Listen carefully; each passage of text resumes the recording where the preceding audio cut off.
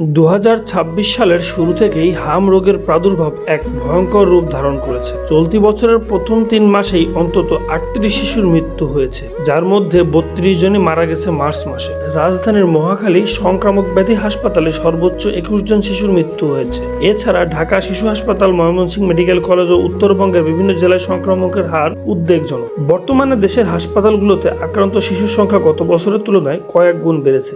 জনস্বাস্থ্য বিশেষজ্ঞরা এই পরিস্থিতির পিছনে শিশুদের টিকাদানের অনীহা ও সময় মতো নিয়মিত টিকা প্রদান কর্মসূচি ব্যাহত হওয়াকে দায়ী করছে।